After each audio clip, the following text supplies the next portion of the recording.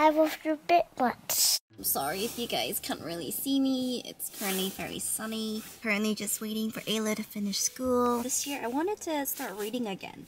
So yeah, this is a book that I got months and months ago. When I started it, I really couldn't put it down, as you can see. So the book is called Healing is the New High. It's from Lex King. I really enjoyed his book. I think it's called Good Vibes. Anyways, I wanted to share this page since we were talking about, you know, healing yesterday. There will always be setbacks. Everyone has setbacks. Everyone has days where they feel like they've completely lost track of where they're meant to be and have fallen back into old habits and patterns and need to start again from scratch. What's important is that you get back in touch with your capacity to heal yourself. You've got all the tools that you need, so use them. And I think that's very profound because it really does come back to this, right? That you have that light, that fire in yourself, and you never let it burn out. This is the book, Healing is the New High. I really, really enjoy it. Hello everyone. I am just getting ready to go meet Granny Bubs. So yeah, Fridays is usually our day of the week. Something I want to show you guys. Lately I've started sort of collecting crystals. It all started when, for Christmas, you know, I got Isaac like a little excavation kit. For Christmas, I got Isaac like a gemstone digging kit. He would like dig, and he would get gemstones from it. And he was really intrigued with the gemstones, and he would sit and memorize, like, this is tiger's eye, this is amethyst, this is rose quartz, and whatnot. So since he took an interest to gemstones, you know, I was looking at, is there any crystal shops to add to his collection? I remember I picked up like a little gemstone here and there, and then I also realized that like I was very drawn to them. So I also started to pick up crystals. So this is my little collection.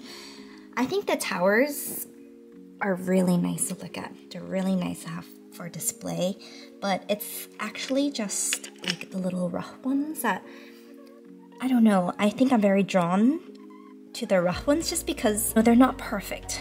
They have rough edges, there's cracks, and yet there's always someone that will find them beautiful, you know. It's almost like it's meant to be. Out of all the different crystals, you choose that one. But yeah, here I've got like an amethyst, I've got a clear quartz, and then I really love this one as well. It just looks dark, but if you like put it in certain lights, you can see the blue in the labradorite. And I've got my celestite. This is fluorite. I've got my amazonite. This is blue chalcedony. This is rose quartz. This one, I always forget the name for this one. Lepidite. And then this one is selenite. So yeah, I just really enjoy collecting them. We just went grocery shopping, and now Granny wants to enjoy a nice cup of tea and a little bun before dinner, before she feeds me with more food. Hả? Sao không thông mà nhiệt giá? Mất cầu chua à?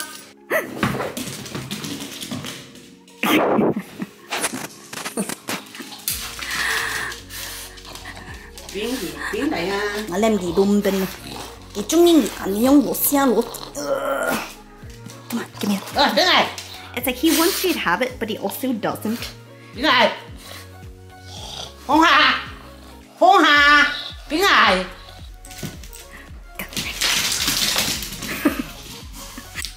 It's your baby.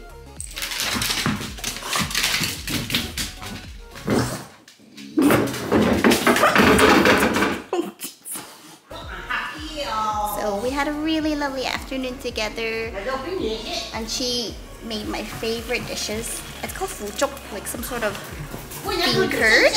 Love it. Phu chuk. Phải chỉ có bôi. She just doesn't stop. And I think that's why her health is so good. Like, she lived in Lycheeville, her village back then. They didn't get to eat like chicken very much. They had a lot of fish because they lived close to the shore. They would grow their own vegetables, but you know, chicken was such a luxury. This is her hand feeding the dog she didn't want.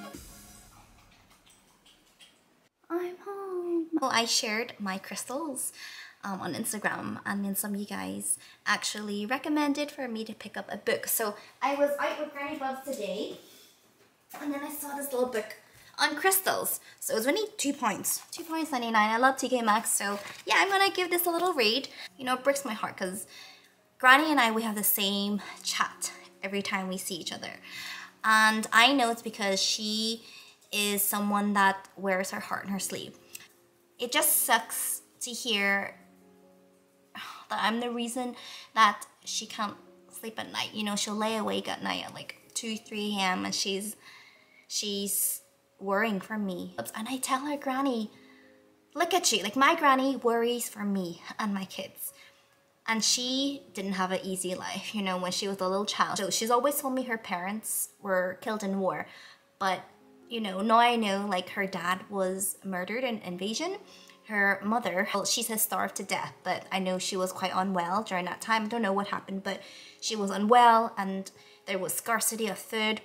And her mum passed. She was still a little girl, and her grandmother had to give her away because they were just so poor. The family that she was given to abused her, you know, they hit her all the time. It's never really occurred to me, like, when I look at my granny now, like, of course she's still riddled with trauma. This is when I realized just how lucky I am, because my granny, just because of the generation she's from, like, she's never been given the guidance or the tools.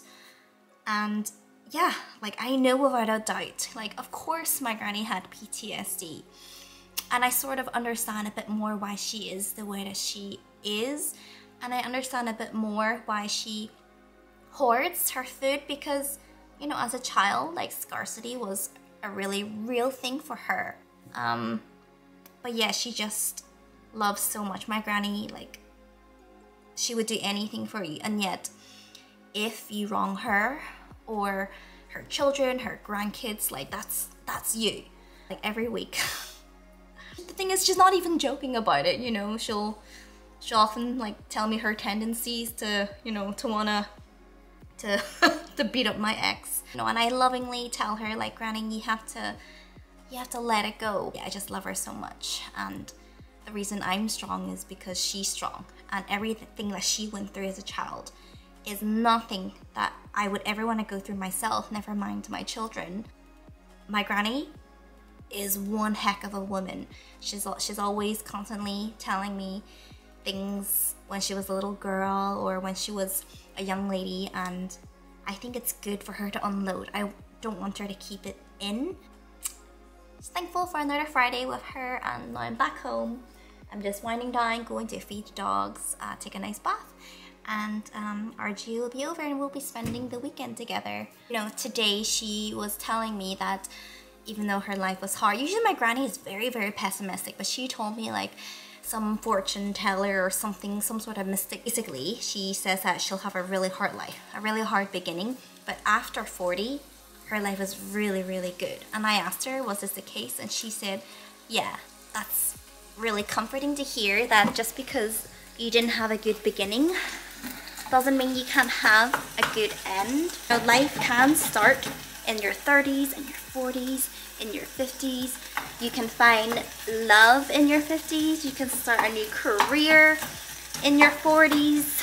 Don't be thinking that you need to be completely sussed out at 30, because like I said before, how boring would life be if everything is sussed out and you're not given an opportunity to grow and learn.